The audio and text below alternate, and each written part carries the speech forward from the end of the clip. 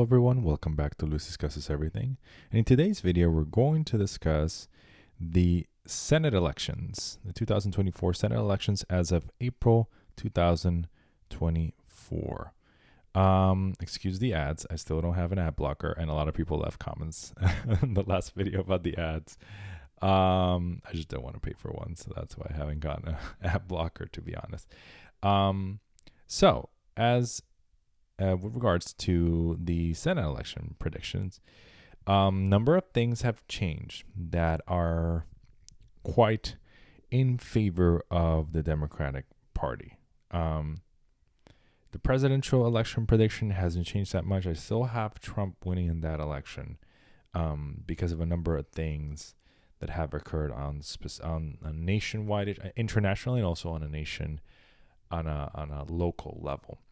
The things that have been happening internationally is that there have been increased tensions in the Middle East, particularly with Iran, that doesn't bode well for the part of the coalition that is more of Arab descent or more pro-Palestinian. That voting group is very important because it exists in states such as Michigan. So that doesn't bode well for Biden, which is why I have Michigan tilting red in my prediction. But for the Senate is a completely different monster altogether, and I'll show you. So as you can see on the aggregated polls, you can see on a lot of the swing states that are voting for Trump, you see Democrats winning. So in Wisconsin, you see Baldwin winning by 7%. You see in the case of, I don't see if I have Klobuchar, of course. You see in Pennsylvania, you have Casey. You see in Michigan, Slotkin winning. You see Pennsylvania again, Arizona, Gallego. We'll talk about that later in a bit.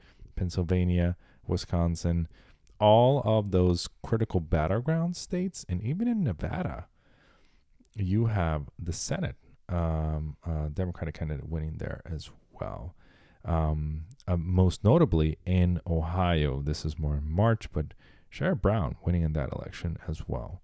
That brings me down to the ratings. You have some of them already color-coded. Democrats winning in these three states and in Nevada as well. I wonder if I see one for Montana. But I believe in Montana, you haven't had that many polls. I wouldn't be able to tell you. Oh, yeah, there's one. So you have Tester up in Montana as well. It's going to be a close race, but I also think he's going to win. February, you have Tester, so it's been an interesting race altogether. But here's my prediction for the 2024 Senate. Spoiler alert, it's not going to be the Democrats who win the Senate for this particular reason, right? I'd see, and I'm going to leave Arizona to last so I can explain to you. So I told you that President Biden is set to lose the re-election to the White House. So that means the VP will be Republican. So that in itself gives Republicans the Senate in a 50-50 tie, which is why I predict. I see Sherrod Brown winning in Ohio because he's such a popular figure over there and he's outmatching Biden in that state. I see Tester also winning in Montana due to his popularity. It's been a similar case in all these states.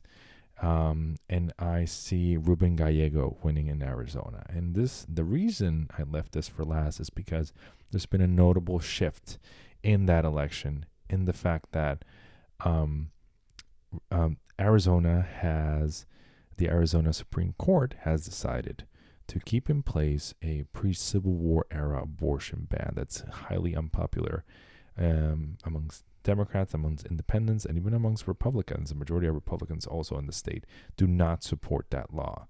So that has shifted the race ratings amongst certain pundits from toss-up to lean Democrat, which is what I assume as well. So we have a 50-50 Senate, not much difference from the last prediction, and also the VP slot going to the Republicans, which means the Republicans will have a tie-breaking vote, which means they will have control of the Senate. Very close, but they will have control of the Senate. So thank you so much for watching. Please leave a like, subscribe to the channel, share this video with your friends, and I'll see you all on the next one. Bye-bye.